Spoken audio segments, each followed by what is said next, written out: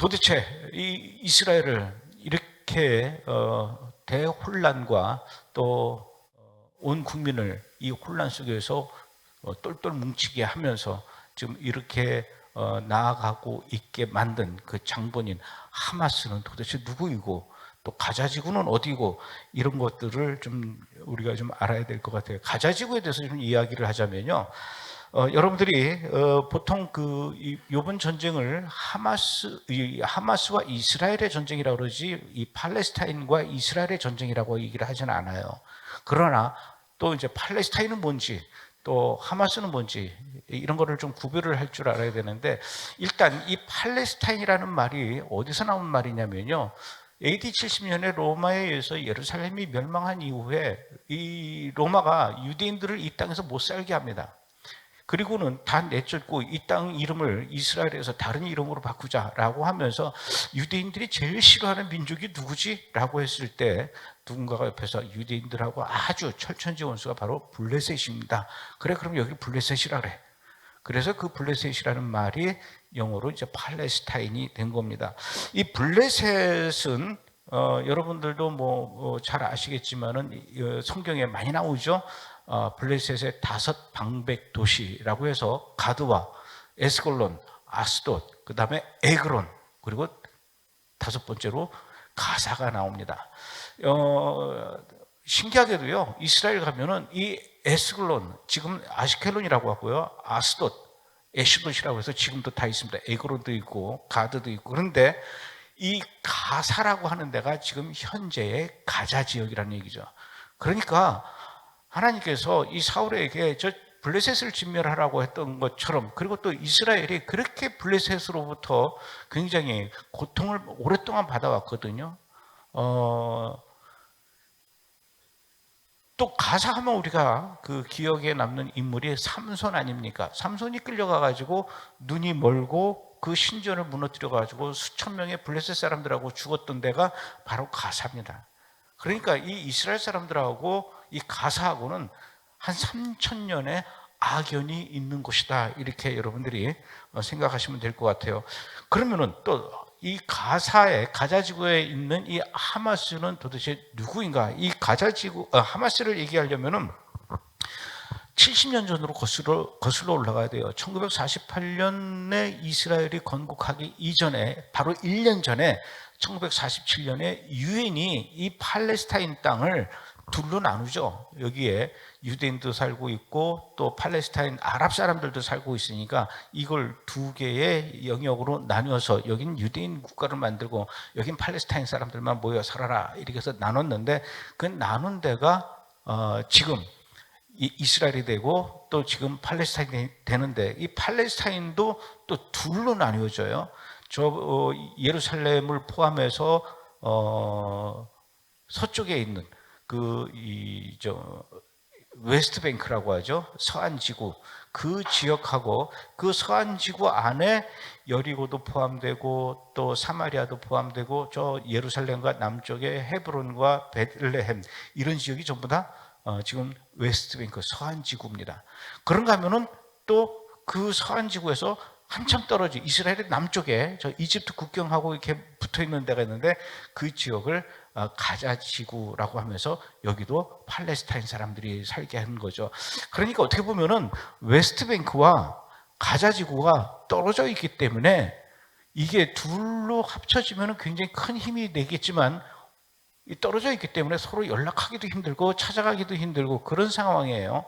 그걸 의도적으로 이렇게 팔레스타인을 갈라놓은 게 아니라, 그때 당시에 유엔이 이스라엘 구역과 유대인 구역과 팔레스타인 아랍 사람들 구역을 나눌 때 어떻게 하냐면은, 그 땅에 어디도 유대인들만 100% 완벽하게 모여 살고 있는 데가 없는 거예요. 또 어디에도 아랍 사람들이 100% 모여 사는 데가 없었어요.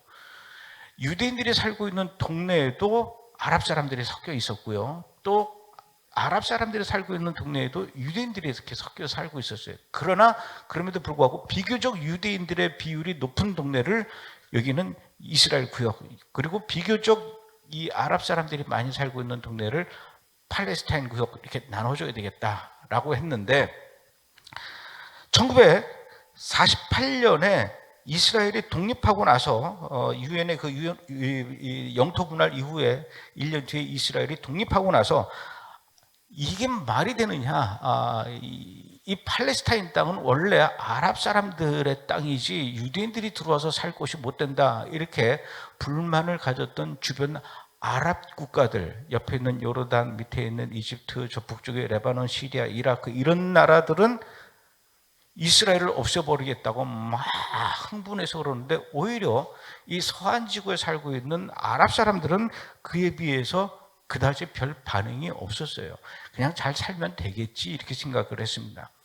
사실 그 전에도 1948년 이 이스라엘이 생기기 전만 해도 유대인 동네에 살고 있던 아랍 사람들하고 유대인하고 아랍 사람들하고 잘 살았고요. 또 아랍 동네에 살고 있는 유대인들도 그럭저럭 잘 살았어요. 그런데 나라가 생기면서 완전히 국경처럼 갈려지긴 했지만, 그럼에도 불구하고 웨스트뱅크에 있었던 이 아랍 사람들은 이스라엘에 대해서 크게 이 거부감을 이렇게 보이지는 않았었습니다. 그런데 1967년도에 6.1 전쟁이 일어난 이후에 이 팔레스타인, 그러니까 서한 지구에 있는 팔레스타인 아랍 사람들 사이에서 어떤 조직이 생기냐면 팔레스타인 해방기구 PLO라는 조직이 생기면서 이 PLO 조직의 수장이 바로 야세르 아라파트라는 사람이 이 조직을 이끌게 되죠.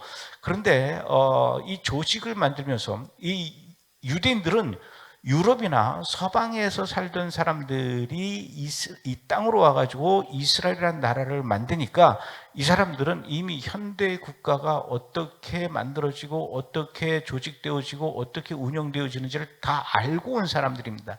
그래서 그런 형태로 만들어서 이스라엘 나라를 만들면 되겠다라고 생각하고 이렇게 하는데, 문제는 이 서한 지구에 살고 있고 가자 지구에 살고 있었던 이 아랍 사람들은 대체적으로 유목민들이었습니다. 국가 없이, 정부 없이, 또 어떤 조직의 그런 관리 필요 없이 그냥 자기네들이 알아서 살았던 거예요. 오히려 부족 사회였죠. 국경의 개념이 잘 없었습니다. 여기서 양떼를 몰고 다니면서 풀을 뜯다가 풀이 다 뜯어지면 이 양떼들을 이끌고 또 천막을 걷어서 저 동네 가서 이렇게 하고, 그러다 보니까 자기네들끼리 가족들 단위로 움직이면서 살면 되지 굳이 무슨 국가가 우리를 뭘 이런 거에 대해서 개념이 없었어요. 그런데 이 팔레스타인 자치정부 PLO가 생기면서부터 이 사람들이 조직의 힘이라는 것을 이제 알게 되면서, 우리가 이제까지 너무 이스라엘이라는 나라가 생긴 이후에 너무 순응하면서 살아온 게 아니야? 이게 그냥 우리의 운명인 줄 알았더니 이게 아닌 게 하면서 이때부터 이 PLO 조직과 함께 테러 조직들을 만들어요. 그래서 검은 구월단이라고 이 이름만 들어도 어마무시한 테러 조직들을 이 웨스트뱅크 서한 지구에서 만듭니다. 그러다 보니까 1960년도부터 1980년도까지는 이 팔레스타인 자치정부 PLO와 검은 구월단 말고 또 다른 막 테러 조직들이 여기서 생깁니다. 서한 지구에서. 이 조직들이 이스라엘 쪽에 가가지고 유대인들을 향해서 그렇게 많이 테러를 해요. 그래서 이스라엘 쪽에서는 거의 하루에 한두 건씩 이 테러가 일어나는데, 얼마나 이 유대인들이, 이스라엘 사람들이 테러에 대해서 민감한지요. 제가 방송국에서 일할 때 딴 팀에서 이스라엘로 촬영가 하는데 지금 여러 가지 팁을 달래요. 촬영하는데 조심해야 될 거, 이렇게. 그래서 내가 몇 가지 얘기를 해줬어요. 절대로 이스라엘 사람들은 이 테러에 대한 이 스트레스를 많이 갖고 있다. 노이로제도 있고 트라우마도 있고 그러기 때문에 절대로 촬영 장비가 들어있는 촬영 장비 가방은 왜 그런지 모르겠는데 다 시꺼매요. 이 교회는 여기 보니까 이렇게 막 칠판도 하얗고 피아노도 하얗고 다 하는데 방송국에 있는 장비들은 다 시꺼매요. 절대로 장비가 들어있는 이 가방을 놓고 그곳을 떠나면 안 된다. 그러면 사람들이 놀랜다. 그게 폭탄인 줄 알고. 그랬더니 그렇게 하지 말라 그랬더니 하여튼 이 방송국에 있는 인간들은 말을 거꾸로 들어가지고 그래요? 그러더니 그거를 몰카를 찍겠다라는 거예요. 총에 맞아 죽으려고. 그래서 절대로 해서는 안 되는 게 이스라엘 군인들이나 사람들이 있는 데서 가방을 휙 돌리면 우리는 그냥 장난으로 이렇게 돌릴 수 있잖아요. 얘네들은 이게 폭탄 던지는 건 줄 알아요.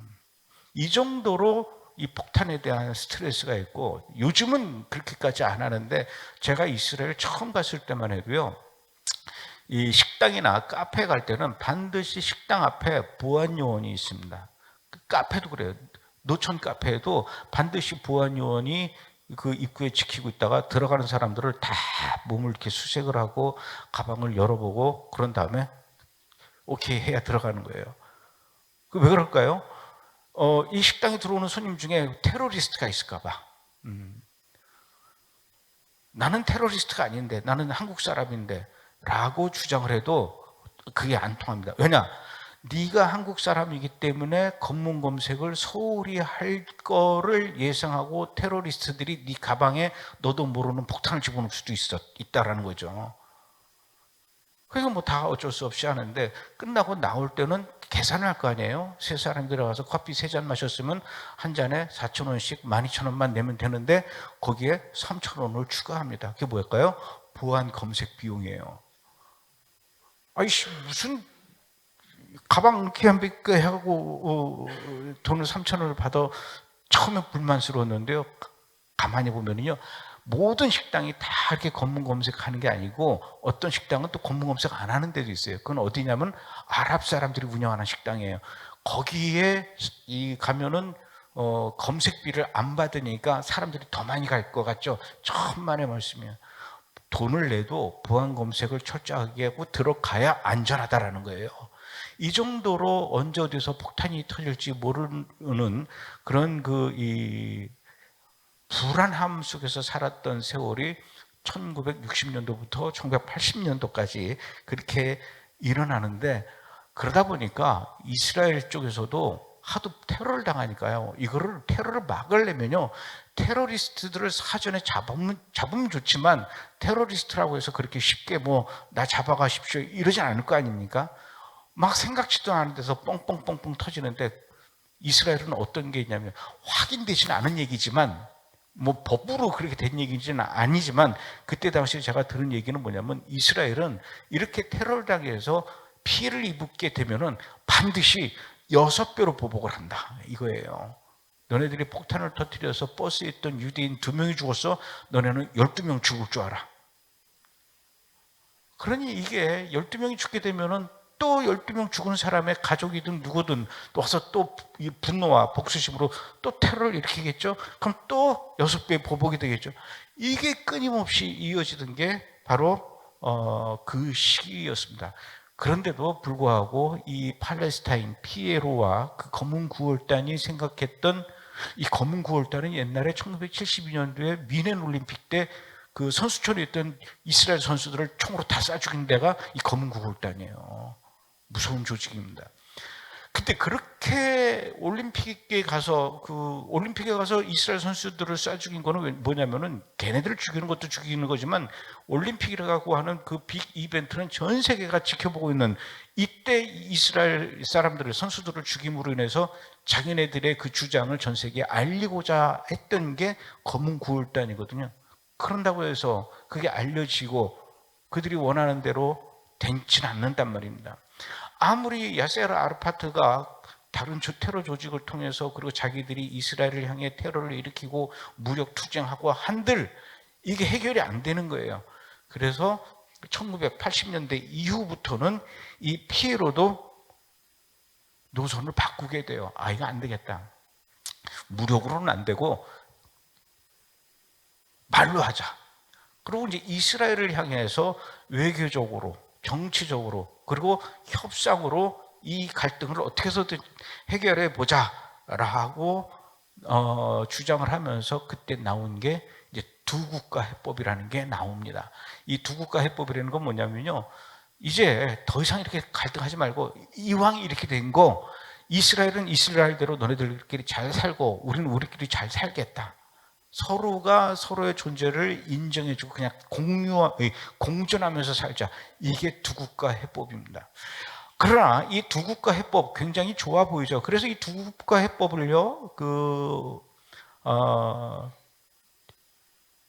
미국의 빌 클린턴 대통령이 이스라엘 총리하고 팔레스타인의 그 아라파트를 이렇게 불러 모아가지고 세 사람이서 너네들 사인해 해가지고 한 다음에 이거는 세계적인 그 협정이다 해가지고 야세르 아라파트하고 이스라엘의 총리가 노벨 평화상을 받았어요.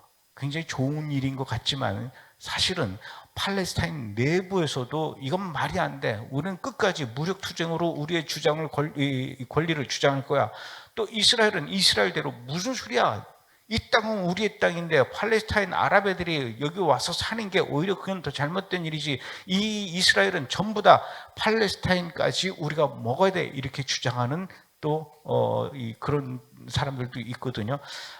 이 평화적으로 풀어나가자라는 거에 대해서도 역시 양쪽에서 불만을 많이 퍼뜨리는데, 그래서 결국은 이작 라빈이라는 이스라엘 총리가 야사르 아르파트하고 평화협정을 맺었는데 이거에 대한 불만을 가지고 이 유대인 청년이 과격하죠. 총으로 쏴가지고 총리를 암살을 하는 일이 일어납니다. 하여튼 말이 이 이스라엘도요, 유대인들끼리 이렇게 모이면은요 의견이 통일이 잘 안 돼요. 예. 저는 그래서 충분히 이 이스라엘 백성들이 그 애굽에서 나온 이후에 이스라엘까지 가나안 땅으로 오기까지 그 40여 년 동안 광야에서 얼마나 이들이 이 이합 집산, 그냥 오합지졸, 그다음에 불평 불만, 난 충분히 이해할 수 있을 것 같아요. 이런 사람들이 이 이스라엘 사람들인데 무슨 평화협정이고 어떻게 쟤네들하고 우리가 같이 살아, 이렇게 생각하는 사람도 있었단 얘기죠. 팔레스타인 쪽에서도 말이 안 돼. 평화협정은 무슨 평화협정이야. 우린 끝까지 무력으로 싸울 거야. 이러면서 그 팔레스타인 지역에서 생겨난 이 과격파 모임이 있었는데 그 모임이 바로 하마스라는 겁니다. 이 하마스는요, 팔레스타인 안에서도 그러지 말고 이스라엘하고 우리 사이좋게 그냥 지금 좋은 게 좋은 거 아니까 이렇게 살자라고 생각하는 사람과는 정반대로, 무슨 소리야?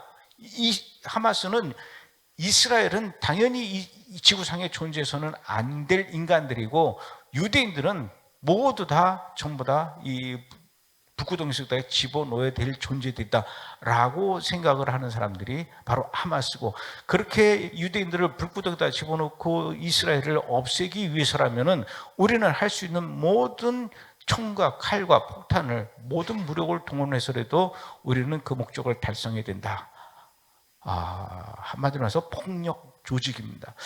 이 폭력 조직이 이 하마스라는 이 말을 아랍어로 얘기하면 이슬람 저항 단체다 이렇게 얘기를 하지만, 이 하마스라는 말을 히브리어 발음으로 그대로 하면은 폭력 단체가 되는 겁니다.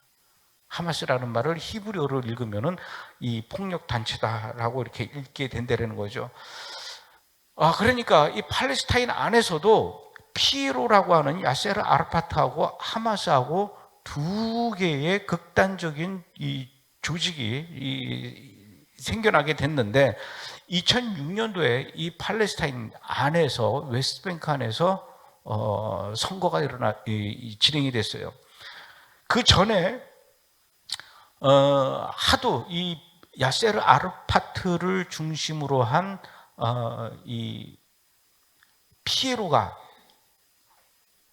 한 15년 이상 그 웨스트뱅크를 장기 집권하면서 이슬람 특유의, 그건 이슬람이 이기 때문이라기보다도 원래 정권을 장기 집권하면은 생기는 일이지만 거기에다가 이슬람 문화가 접목이 플러스가 되면서 아주 그냥 웨스트뱅크가 부정부패로 가득했다라는 거죠. 그러니까 국민들의 삶은 말도 못하게 피폐해져 가는데, 이 웨스트뱅크 안에 있는 팔레스타인 사람들을 이 도와주기 위해서 미국 UNRWA라고 해서 유엔 난민 기구가 있어요. 여기와 또 전 세계에서 돈 좀 있다라는 나라들이, 물론 우리나라도 포함이 됩니다. 이 팔레스타인을 향해서 얼마나 돈을 많이 보냈는지 몰라요.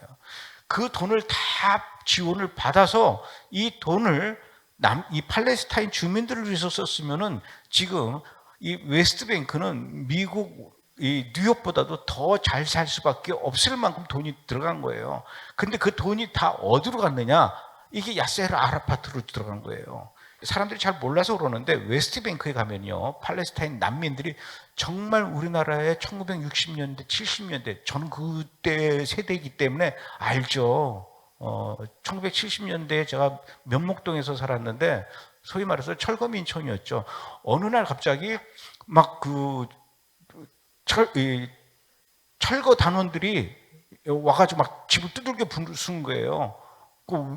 저는 이제 초등학교 때인데 왜 이렇게 우리 동네를 쑥대밭으로 만듭니까? 그랬더니 그때 나온 얘기가 북한에서 간첩이 우리 동네 와가지고 우리 동네 사진을 찍어가지고 그 북한에 가서 주민들한테 보여줬대요. 봐라, 이게 남조선 애들이 이렇게 그지같이 산다. 거기 모델이 우리 동네였어요. 그래서 저는 그걸 기억하고 있는데 그 기억했던 저의 그 면목동 모습이 지금 딱 웨스트뱅크 가면 그렇게 살고 있다는 얘기예요. 그런데 놀라운 것은요, 그 웨스트뱅크가 전부 다 거지같이 사는데 중간중간에 정말 유리의 성 같은 집들이 있습니다. 이 집들은 뭘까요? 그 팔레스타인 난민 그 사람들 중에도 거기서 또 재벌들이 있다라는 거예요. 이 재벌이 뭡니까? 이 재벌 집에 가면요, 가봤어요. 이 교회 바닥에 있는 대리석은 이거는 거기에 화장실 바닥밖에 안 돼. 얼마나 바닥들이 그냥 막 삐까뻔쩍하고 엊그저께 어젯밤에 TV에서 하는 톡파원 25시 보니까 태국의 어느 그 부잣집을 이렇게 보여주는데 변기도 금색으로 해놨더라고요. 금색이 아니라 금변기예요. 그럴 정도로 그 웨스트뱅크 안에 있는 그 아랍 사람들의 재벌집에 값이 그 정도 수준이라는 겁니다. 근데 저는 한번 가봤어요. 가봤는데 이야, 이거는 웨스트뱅크가 아닙니다. 여긴 중동이 아니에요. 이건 완전 두바이 왕족의 집이에요. 이 사람은 왜 이렇게 돈이 많느냐? 제가 그랬잖아요. 아무리 전 세계에서 저 사람들 불쌍하다라고 해서 그 그지같이 살고 있는 그 사람들의 모습을 보면서 사람들이 막 동정심으로 돈을 막 보내주지 않습니까? 물도 없죠, 전기도 안 들어오죠, 먹을 것도 없죠, 아이들 교육도 못 받죠, 아프니까 병원도 못 가죠. 이런 애들한테, 이런 주민들한테 우리가 도와줘야 된다 그래가지고 얼마나 돈을, 우리나라도요 막 200억씩 보내고 그랬습니다. 옛날 정부 시대는. 그 돈이 어디로 가냐고요. 다 몇 사람한테만 가는 거예요. 이걸 국민들이 모르나요? 알죠? 돈을 가지고 축적을 했으면은 딴 나라 가서 살든가, 자기네 동네에 한가운데다 유리의 성 같은 집들을 지어놓고 거기서 군림하듯이 사니까 그 다른 국민들이 봤을 때는 정말 찢어지게 사는데 왜 쟤는 저렇게 살아요? 불만이 많은 거예요. 그게 다 누굽니까? 피에로의 권력 핵심자들이에요. 이런 불만이 계속 쌓여 있다가 2006년도에 투표를 하니까 누가 이제 뽑히냐면은 하마스의 대장이 뽑혔어요. 하마스가 이제 이곳을 집권하게 됐습니다. 그러면 이 하마스는 뭐냐면 제일 먼저 이 웨스트뱅크 안에 살고 있는 팔레스타인 재벌들의 돈을 다 뺏어가지고 압수해서 이걸 뭐로 할까요? 무기를 사서 폭탄을 만들어가지고 이스라엘을 향해서 로켓을 쏘고 폭탄을 집어 던지고 이런 데다 쓰게 될 것을 걱정한 이 웨스트뱅크 안에 피에로의 권력자들이 하마스가 정식으로 투표를 통해서 집권당이 됐음에도 필요 없어 해가지고 둘이서 싸움이 납니다. 전쟁이 나요. 하여튼 이 팔레스타인들도 참 골치 아파요. 그래서 이 싸움이 나서 결국은 합의를 본 것이에요. 그래가지고요, 그때 당시에 2006년도, 2007년도에 얼마나 웨스트뱅크에서 치열하게 자기들끼리 막 총으로 쏘아대고 막 그러는데 결국은 하마스가 어디로 들어가냐면요, 베들레헴에 있는 예수님 탄생 기념교회로 들어갑니다. 그리고는 그 안에서 한 40일간을 안 나오고 버팅기는 거예요. 쏠려면 쏴봐라 그래가지고. 그래서 이제 세계 기독교인들은 어떻게 예수님이 탄생한 그 교회에 총질을 할 수 있느냐, 총질하지 마라. 이걸로 그 안에 들어가 있었던 사람들이 50일간을 버티면서 그런 일들이 일어났습니다. 결국은 둘이 합의를 봐요. 합의를 보면서 어떻게 하냐면, 그냥 웨스트뱅크는 우리 피에로가 알아서 할게. 저 가자로 하마스가 가. 그래서 그때부터 가자지구로 하마스가 몰려가게 되죠. 2005년도까지만 해도요, 그 가자지구 안에는 놀랍게도 팔레스타인 사람들과 유대인들이 같이 살고 있었습니다. 그런데 그 안에서 살고 있다 보니까 이 팔레스타인 사람들이, 가자지구 사람들이겠죠. 왜 너희들은 여기서 살고 있는 거야? 너네 이스라엘 국가 만들었으니까 너네 나라로 가. 무슨 소리야? 여기도 우리한테는 굉장히 중요한데 니네들이 여기 왜 중요해? 우리 삼손의 무덤이 여기 있고 삼손이 여기서 죽었잖아. 우리는 이곳을 떠날 수 없어. 이스라엘 사람들은요, 유대인들은 무덤을 그렇게 중요하게 생각합니다. 태어난 곳보다도. 그래서 우리 삼손이 죽은 데가 바로 여기인데 우리는 떠날 수 없어. 그러면서 이 조상들의 전통과 이 유대 역사를 그렇게도 중요하게 여기는 유대인들 몇 사람들이 그 가자지구 안에서 이렇게 살고 있었어요. 오랫동안. 그러니 늘 불안 속에서 살고 있는 그 유대인들을 지켜줘야 될 거 아니에요. 그래서 이스라엘 군인하고 경찰들이 가자지구 안에 들어가가지고 정리하면서 야야 니들끼리 싸우지 마 저리 가 그러고 관리해주고, 그 다음에 이스라엘 유대인들이 살고 있는 그 가자지구 안에 유대인 마을들을 이스라엘 군인들이 지켜주고, 그래서 2005년까지만 해도 비교적 가자지구는요, 이스라엘 군인이 들어가서 관리하고 있었기 때문에 테러리스트가 없었어요. 그런데 국제사회에서, 특히 미국에서 계속해서 이스라엘에다 압력을 넣은 겁니다. 왜 가자지구에 유대인들이 있느냐? 얘네들 내보내, 끌어내. 그래서 거길 가해 그냥 저 팔레스타인한테 주라고, 가자 독립국으로 주란 말이야. 그러니까 이스라엘의 이 정치인들도 하도 국제사회에서 이스라엘에다 압력을 넣으니까 오케이 알았어. 그러면 가자지구에 있는 유대인들 끄집어낼게. 그래서 안 나오겠다라고 뻗팅기던 그 유대인들 집을요, 이스라엘 군인들이 불도저와 포크레인을 끌고 가가지고 그 집을 다 뭉개버립니다. 유대인 집을. 그리고 안 나오겠다라고 하는 그 유대인들을 막 강제적으로 다 사지를 붙잡고 몸부림치면서 울부짖는, 난 절대로 이것을 떠나지 않을 거야. 그러면서 그들이 아바 하면서 하나님한테 울면서 막 몸부림치던 그 유대인들을 다 강제로 끌어냅니다. 2005년도에. 그때부터 이 가자지구는 완벽하게 유대인이 없는 팔레스타인 사람들, 그리고 하마스가 통치하는 그 땅이 되었는데, 유대인들이 나온 이후에 어떻게 됐을까요? 하마스가 그곳을 장악하게 되니까 그곳은 그때부터 가자지구는 그냥 평범한 도시, 평범한 마을이 아니라 이스라엘을 향해서 로켓을 날리고 이스라엘을 향해서 폭탄을 집어던지는 모든 테러리스트들의 집합체가 되고 온상이 되면서 테러리스트 양성소가 되어버렸다는 얘기죠. 그때부터 2005년도부터 지금까지 약 18년 동안 이 하마스가 가자지구에서 무슨 일을 했냐면요, 모든 이 곳곳에다가 로켓포와 무기 만드는 곳들을 다 설치를 했습니다. 보통 우리가 이스라엘로 로켓포를 여러분들이 또 하나 기억하셔야 될 게, 가자지구에서 날아오는 것은 로켓이에요. 헤즈볼라가 쏘는 건 뭘까요? 미사일입니다. 로켓과 미사일의 차이. 로켓은 여기서 그냥 쏘면 아무 데나 나가는 거예요. 그래서 이렇게 비스듬히 이렇게 해놓고 쏘면은 쫙 해서 저쪽으로 날아가요. 그러니까 어디를 향해서 쏘는 건지 모르겠는데 저쪽으로만 날아가면 돼. 그러다 보니까 이게 막 들판에도 떨어지고 학교에도 떨어지고 가정집에도 떨어지고, 이게 하마스가 그렇게 무지막지한 인간들입니다. 반면에 미사일은 그 앞에 유도장치가 있어가지고 목표를 정해가지고 내가 저기에 있는 저 건물을 맞춰서 폭파시키겠다 그러고 발사하면 이 로켓이 쫙 올라가서 그 목표물을 향해서 막 날아가서 꽝 하는 게 이게 미사일이에요. 그러니까 미사일보다 로켓이 훨씬 더 싸겠죠. 정확도는 엉터리죠. 그래서 하마스가 이스라엘 쪽으로 로켓을 1000발을 쐈다. 그 중에 500발은 자기네 뒤쪽으로 날아갔다 보시면 되는 거예요. 그래서 이번 공격으로 가자 지구에 있는 그 민간인들이 1000명이 죽었다. 그러면 그 1000명 중에 500명은 자기네들이 쏜 로켓에 자기네들이 죽었다라는 거예요. 그건 이스라엘 애들이 쏜 게 아니라는 얘기죠. 그런데 그 로켓을 쏘기 위해서, 이스라엘 쪽으로 로켓을 쏘기 위해서 이 로켓 발사대를 어디다 가냐면은, 이게 로켓이 폭탄 아닙니까? 터지면 사람들이 죽게 되는 거니까 위험한 물건이잖아요. 그러면 이 위험한 무기를 아무데나 이렇게 보관하고 아무데서나 발사하면 안 되죠. 사람이 없는 저 들판에 나가서 쏘든지 산에 올라가서 쏘든지 해야 되는데, 하마스는 그렇게 안 한다는 얘기예요. 그 로켓 발사대를 어디다가 만드냐면요, 가정집 옥상에다 만들어 놓는 거예요.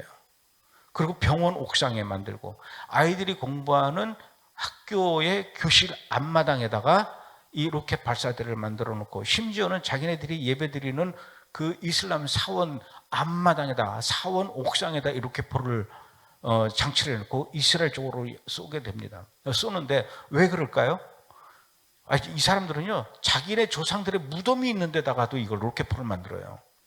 그렇게 해서 이스라엘 쪽으로 날아가면은, 이스라엘은 가자 지구에서 이스라엘 쪽으로 로켓이 날아오네, 어디서 날아오나, 그 어디서 날아오는지를 잘 파악해서 거기를 없애야 되잖아요. 그걸 원점 타격이라고 하는데, 원점 타격을 하려다 보니까 학교 앞마당이야.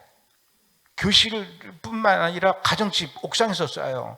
그럼 어떡합니까? 거길 공격해야 되죠. 근데 이스라엘 애들은 요번에도 그랬어요. 이스라엘이 하마스와 전쟁을 할 때도, 여러분들이 그런 거를 뉴스에서 보셨는지 모르겠는데, 왜 내 눈에만 그런 게 보이는지 몰라. 이스라엘 군인들이 가자지구 하늘을 날아다니면서요, 얼마나 소위 말해서 삐라죠. 전단지를 뿌리는지요. 그러고 있어요. 지금 빨리 너네들 민간인들 대피해라. 우리가 들어갈 거다. 그러니까 이스라엘은 이 가자 지구에 있는 하마스를 공격하기 위해서는 그냥 느닷없이, 원래 공격이라는 건 준비 안 했을 때 느닷없이 해야 더 피해가 크지 않습니까? 근데 얘네들은, 이스라엘 애들은 그렇게 안 하고 공격하기 전에 반드시 미리 문자를 보낸다라는 거예요. 몇 월 며칠 몇 시에 너네 집 옥상에서 우리 이스라엘 쪽으로 로켓이 날아왔는데, 그래서 우리는 너네 집 옥상을 공격할 수밖에 없으니 너네들은 몇 시 몇 분까지 반드시 그 집에서 피해라, 민간인이 있다면. 이렇게 문자를 보낸다는 거예요. 또는 안내 방송을 해요. 하늘에서 계속 마이크에다 대고. 그런 다음에 이제 이스라엘이 공격하게 되는 거예요. 공격할 때 하마스가 어떻게 할까요? 거기 있는 민간인들이, 어이구, 저 이스라엘 군인한테 문자가 왔네. 내일 4시에 우리 집을 공격한다는데 빨리 피해야 되겠다. 여보, 도망갑시다. 애들아, 나가자. 나가려고 그러면 하마스가 밖에서 기다리고 있다가 못 나가게 하는 겁니다. 지금도요, 이스라엘이 가자 지구의 북쪽에 있는 그 민간인들을 향해서 계속 나가라 그런다. 대피하라고 안내 방송하고 있어요. 그럼 사람들이 놀라서 대피해야 될 거 아니에요. 대피를 못하게 한다니까. 오늘 아침에 이스라엘 군 당국이 발표한 그 화면을 보니까요, 이 난민들이 놀래가지고 대피하려고, 남쪽으로 가려고 막 차를 몰고 이렇게 가는데, 이 도로에 차들이 쫙 밀려 서 있는 거예요. 근데 앞에 트럭이 하나 딱 가로막혀 있어요. 이게 하마스 트럭이라는 거예요. 못 간다고요. 도망 못 간다. 도망 못 가면 어떻게 되죠? 이스라엘한테 공격을 받게 되죠. 공격을 받게 되면은 하마스는 다 땅속에 숨어 있으니까 민간인들만 죽게 되는 거예요. 하마스의 지금 목적은 최대한 가자 지구의 민간인들이 많이 희생당하기를 원하는 겁니다. 가정집에 이스라엘에서 문자를 보낸 다음에 공격하게 되면은 그 안에 있던 그 가족들이, 부인하고 애들이 꼼짝없이 당하는 거예요. 아버지는 또 나오게 해요. 그래서 여러분들이 이렇게 이번에 그 뉴스를 보시면은, 하마스가 이스라엘 쪽에 와서 총을 쏘고 이 건물을 향해서 폭탄 던지고 이런 화면은 별로 못 보셨을 거예요. 이후의 상황은 화면으로 봐도. 그런데 가자 지구는 이스라엘 군인들이 폭격을 할 때 건물이 정확하게 맞아가지고 화염과 함께, 연기와 함께 폭삭 주저앉는 화면들 계속 나오죠. 이게 뭘까요? 하마스는 느닷없이 공격하는 거고, 이스라엘은 가자 지구에 있는 건물을 향해서 분명히 몇 월 며칠 날 몇 시에 공격을 할 테니까 다 피해라라고 얘기했기 때문에, 카메라 기자들이, 아랍 기자들이겠죠? 그 밖에서 기다리고 있는 거예요. 건물이 무너질 때를. 그래서 그걸 잡는 겁니다. 그런 차이가 있어요. 이렇게 이스라엘 군이 팔레스타인을 향해서 공격할 때는 반드시 미리 이야기하는 노크 프로젝트라고 그래요. 노크를 먼저 해준다 이거예요. 민간인들이 있으면 나가라.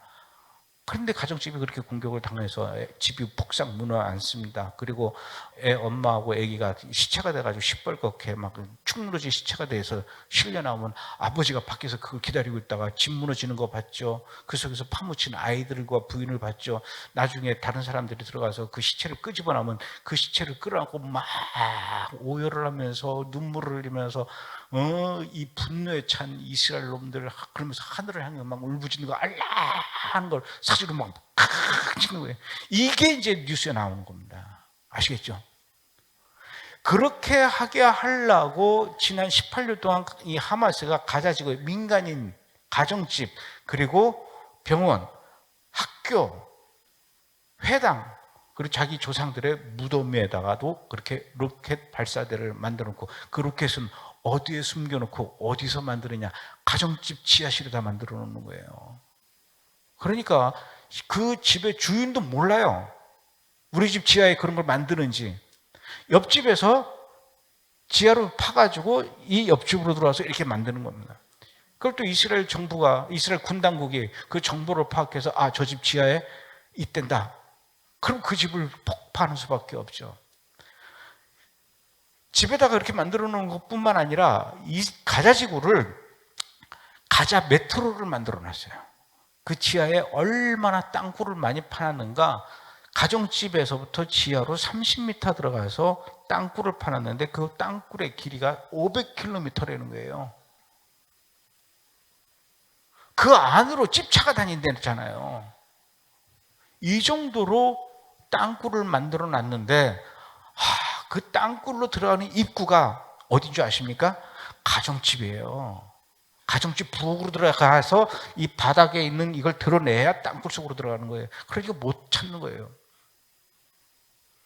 이런 일들을 하마스가 지난 18년 동안 해놓고 이번에 이스라엘을 향해서 공격을 했다는 겁니다. 이제 하마스가 어떤 인간들인지 알겠죠? 자, 그러면 헤즈볼라에 대해서 얘기를 해줄게요. 헤즈볼라는 또 어떤 인간들이냐? 이거 잘 알고 집에 가서 아이들한테 쳐놓고 너 헤즈볼라가 어떤 인간들인 줄 알아? 하고 설명을 해주시라고요. 1947년에 유엔이 이 땅 영토 분할을 하면서 이제 여기는 유대인들이 이스라엘 국가를 만들 수 있게 하고 여기는 팔레스타인 국가를 만들 수 있게 하자라고 결정을 했습니다. 근데 아까 얘기했던 것처럼 그 유대인 구역으로 정해놓은 데는 유대인들만 있었던 게 아니라 아랍 사람들도 있었거든요. 그럼 이 얘네들 어떻게 되나요? 그 유대인들이 모여가지고 야 이거 여기다가 우리 그 유대인 국가를 만들어야 되는데 여기 같이 살고 있는 저 아랍 애들은 어떻게 할까? 이게 문제가 된 거예요. 그래서 그 유대인들이 같이 살고 있는 아랍 사람들한테 제안을 합니다. 우리가 1년 뒤에 여기다가 나라를 만들 겁니다. 이스라엘이라는 현대 국가를 만들 겁니다. 여러분들은 지금 국가가 어떤 건지 잘 몰라서 그러는데 이제는 국가가 필요하고 국가가 조직이 돼서 여러분들을 다 관리하면서 여러분들이 일정한 세금을 내게 되면 그 세금으로 여러분들에게 교육을 시켜주고 여러분들에게 의료 서비스를 해주고 여러분들에게 수돗물을 놔주고 전기를 공급해주고 여러분들이 편안하게 먹고 살 수 있게 해줄 겁니다. 나라가 세워지게 되면. 그런데 이렇게 될 건데 당신네들이 지금까지 수천 년 동안 이 땅에서 그리고 저 땅에서 이렇게 왔다 갔다 하면서 유목민 생활하던 방식으로는 앞으로 21세기에 살아갈 수가 없습니다. 나라가 생기게 되면은 국가에 소속이 돼서 주민등록번호를 받아야 되고 국적을 부여받아야 됩니다. 당연히 그렇죠. 여러분들도 주민등록번호가 있고 국적이 있지 않습니까? 아랍 사람들도 그렇게 돼야 됩니다. 자, 이제 우리가 이스라엘 나라를 만들게 되면은 당신네들이 유대인이 아니라 아랍 사람이라 하더라도 우리 유대인과 똑같이 이스라엘 시민권을 줄게요. 같이 삽시다. 이렇게 얘기를 하는 거예요. 같이 삽시다. 여러분들이 비록 아랍 사람이긴 하지만 이스라엘 시민권을 받게 되면은 유대인들과 똑같은 법적 권리를 누리면서 교육의 혜택, 의료의 혜택, 그 다음에 수도와 뭐 전기와 이런 거 다 받아서 쓸 수 있고 이렇게 합시다. 그러나 세금은 내야죠. 우리 유대인도 세금을 내니까 이게 국가입니다. 국가가 세워지면은 여러분들은 이제 주민등록 번호도 부여받게 되고 주민등록증도 받게 되고 여러분은 이스라엘 시민이 되는 겁니다. 여러분들 보고 유대인으로 그 민족 정체성을 바꾸려는 게 아니라 법적으로 유대인과 똑같은 이스라엘 시민으로서 지금 우리 대한민국 시민으로 있으면서 살아가고 있는 외국인들도 많이 있잖아요. 그 텔레비전 보면 한국말 잘하는 외국인들, 이 대한민국 시민권 받은 사람들이 많이 있거든요. 그런 식으로 우리랑 같이 삽시다. 이렇게 제안을 합니다. 그 제안에 무슨 풀 뜯어먹는 소리 안 나는 너네들하고 같이 살 수 없어. 그래서 그 유대인 구역으로 할당받은 그 지역 안에 살고 있던 아랍 사람들 중에 일부는 어디로 가냐면 아랍 지역으로 할당받은 웨스트뱅크로 가는 거예요. 무슨 얘기인지 아시겠죠? 그래서 베들레헴에 가면요, 팔레스타인 난민촌이라는 게 있습니다. 그 난민촌은 뭐냐면은 아랍 사람들이 사는 동네의 지역에 다른 지역에 살고 있던 아랍 사람들이 이 동네로 와서 지금 사는 거예요. 그러니까 웨스트뱅크에 있는 그 아랍 사람들 입장에서는 우리끼리 살기에도 좀 바쁘고 좁고 먹고 살기 힘든데 지금 남의 동네 아랍 사람들까지 같이 와서 살고 있는 거예요. 그런가 하면은 지금 두 가지 얘기했죠. 이스라엘 시민권을 받은 사람, 그 다음에 아랍 웨스트뱅크로 간 사람. 또 한 사람은 어떤 사람들이냐면은 유대인들이 아랍 사람들한테 우리는 같이 삽시다 막 이렇게 얘기하고 설득하고 돌아다닐 때 주변의 아랍 국가에서 뭐라 그러냐면, 야, 유대인들이 너네들한테 하는 말 다 거짓말이니까 듣지 마. 뭐 1년 뒤에 이스라엘이라는 나라가 생긴다고 택도 없는 소리를 하지 말라 그래. 만약에 지들이 뭐 이렇게 뚱딱뚱 모여가지고 나라를 만약에 만든다라고 하면은 주변의 아랍 국가들이 가만두지 않을 거야. 쟤네들이 이스라엘이 독립했다라고 떠드는 그 순간 우리 주변의 아랍 국가들 누굴까요? 이집트, 요르단, 터키, 그 다음에 저 북쪽의 레바논, 시리아, 이란, 이라크 이런 나라들이 가만히 있지 않을 거야. 연합해서 이스라엘을 아주 그냥 유대인들을 다 쫓아낼 거야.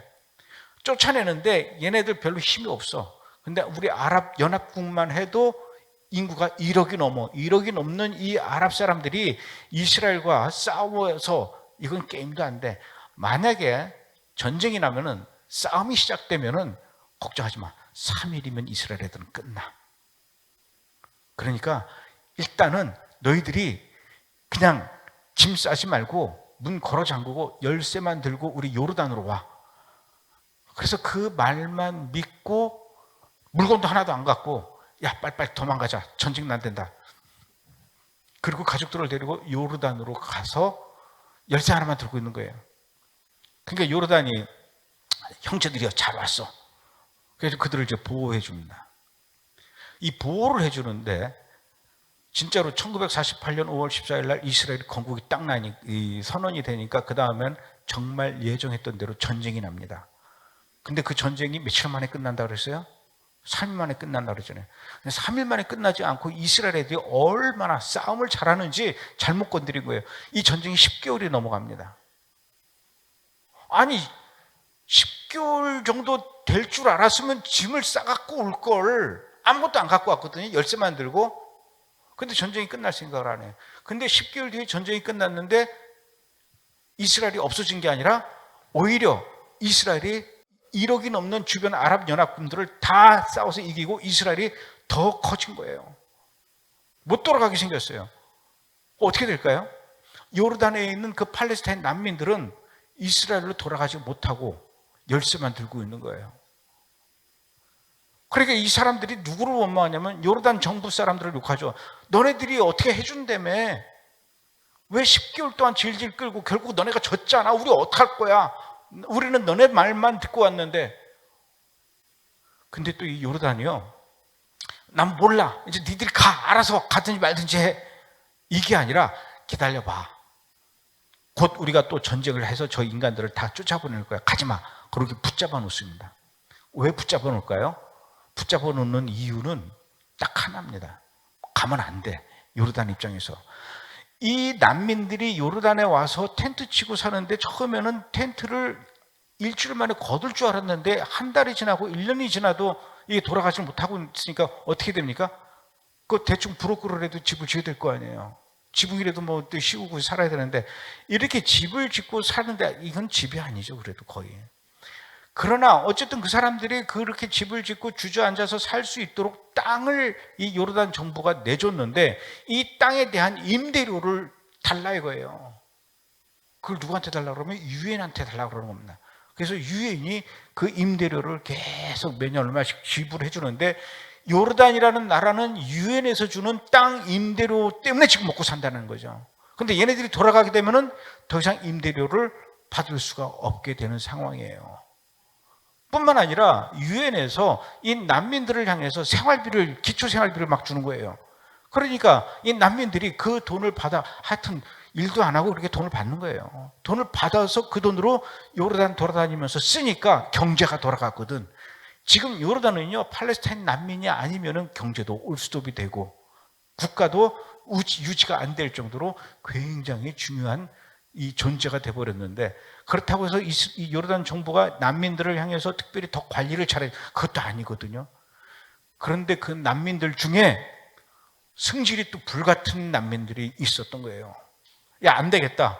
저렇게 약속을 안 지키고 뻔뻔한 저 요르단 국왕을 우리가 죽여버리자. 그래서 쿠데타를 시도합니다. 암살 작전을 벌여요. 그러다가 그것이 사전에 발각이 됩니다. 발각이 되니까 요르단 그 국왕이 어떻게 되냐면 분노하면서, 이것들 말이야 갈 데 없어서 우리나라에 불러다가 지금 땅을 해서 유엔에다 얘기해서 니들한테 생활비를 주게 하고 우리가 니들 먹고 살게 해줬는데, 이제는 우리 왕을 죽이려고 암살을 시도해. 괘씸한 것들 나가. 그래서 그 암살 시도와 관련된 일부 사람들을 내쫓아 버립니다. 내쫓은 사람들이 어디로 가냐면은 요르단에서 이스라엘로 못 가고 저 북쪽으로 간 게 레바논이라는 데로 간 거예요. 레바논에 가니까 또 역시 팔레스타인에서 쫓겨난 그 난민들이 있는데, 그 난민들이 요르단에서 쫓겨온 난민들을 보면서 형제들이 어서 오시오 딱 끌어안으면, 이거를 누가 봤냐면은 이란이 봤습니다. 그리고는 그 사람들에게, 형제들이요, 여러분들이 다시 저 이스라엘 놈들을 죽여야 되지 않겠습니까? 저 이스라엘 놈들을 죽이기 원한다면 우리가 여러 형제들에게 돈과 무기를 다 제공하겠습니다 라면서 훈련도 시키고 무기도 주면서 이 사람들을 아주 최악의 테러 집단으로 만들었는데, 그들이 바로 헤즈볼라라는 얘기죠. 이제 이해가 가시죠? 종말론이라고 하는 그 부정적이고 굉장히 상처가 되었던 그런 역사가 있다고 해서 이단에 속한 자들이 그런 용어들을 사용했다라고 해서 알아야 될 진리의 말씀을 우리가 내려놓고 포기해버린다면 하나님께서 애통해 하시면서 우실 일입니다. 이단들에게 빼앗겼던 그 진리를 우리가 되찾아와야 합니다. 성경에 기초한 말씀을 해석하고 이해하고 하나님의 의도가 무엇인지를 발견하고 그 뜻대로 살아가는 그 삶을 회복하고, 하나님께서 나를 위해서 이런 삶을 예비해 두셨어, 명확하게 이것을 보면서 갈 수 있는 것, 그것이 바로 이 요한계시록에 제시되어 있습니다. 우리가 이제는 요한계시록의 말씀을 알아야 됩니다.